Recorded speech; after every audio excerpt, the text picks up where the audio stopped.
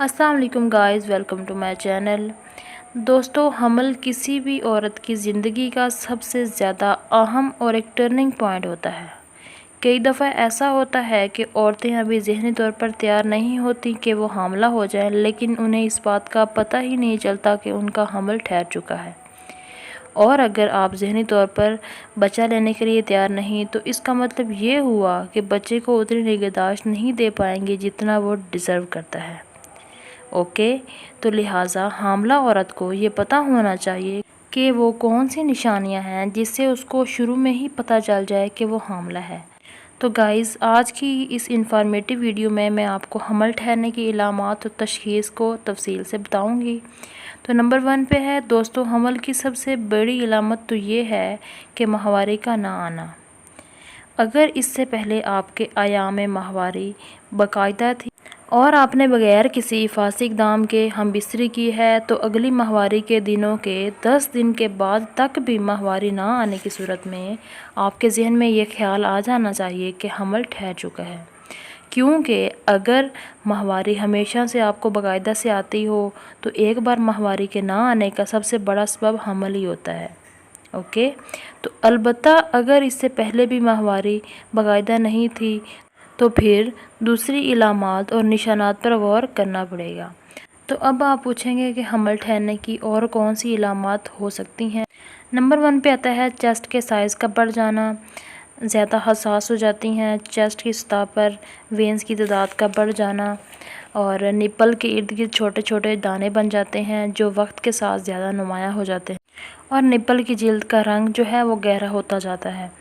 Number 2 پہ ہے کچھ خواتین کو صبح بستر سے اٹھنے کے بعد متلی ہوتی ہے اور صبح کے وقت طبیعت خراب رہتی ہے۔ بعض اوقات ان کے ساتھ ایسی صورتحال دن کے باقی اوقات میں بھی ہو سکتی ہے۔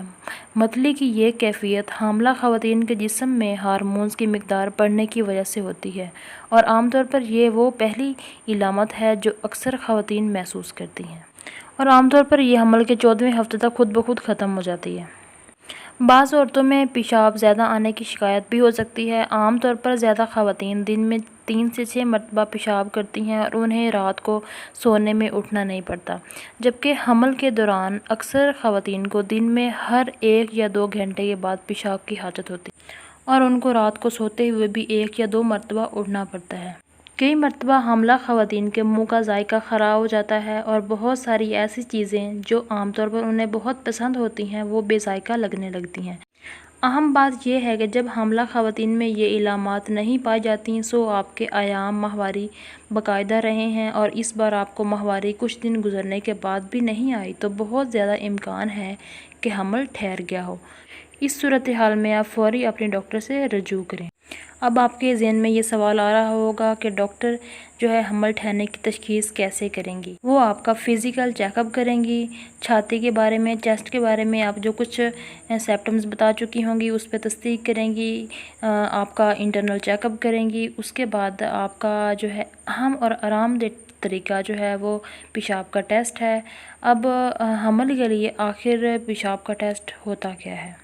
حمل کے شروع کے دنوں میں ایک ایسا ہارمون پیدا ہونا شروع ہو جاتا ہے جس کا نام ہے بیٹا HCG ہارمون، جو آخری ماہواری کے تقریباً 30 دن بعد پیشاب میں آنا شروع ہوتا ہے۔ ٹھیک ہے، تو ٹیسٹ کا اصول کیا ہے؟ ٹیسٹ کا اصول یہ ہے کہ پیشاب میں یہ ہارمون جو ہے یہ دریافت کیا جائے، ڈائگنوز کیا جائے۔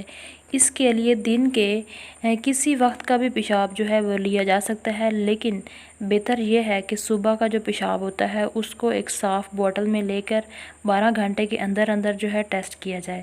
اب تو ایسی سٹکس بھی موجود ہیں جس سے ارلی پریگنینسی چیک کی جا سکتی ہے۔ اب سوال یہ ہے کہ حمل کی ابتدائی تشخیص کا کیا کوئی اور طریقہ بھی ہے؟ جی، آخری ماہواری کے 12 سے 14 ہفتے کے دوران ایک اچھے الٹرا ساؤنڈ پر آپ حمل کی تشخیص کروا سکتے ہیں۔ اوکے، اس کے علاوہ وہی ہارمون جو پیشاب میں دریافت کیا جاتا ہے، بیٹا HCG ہارمون، ایک خاص طریقے سے بلڈ میں بھی دریافت کیا جا سکتا ہے، لیکن یہ انتہائی نفیس اور بہت مہنگا ٹیسٹ ہے۔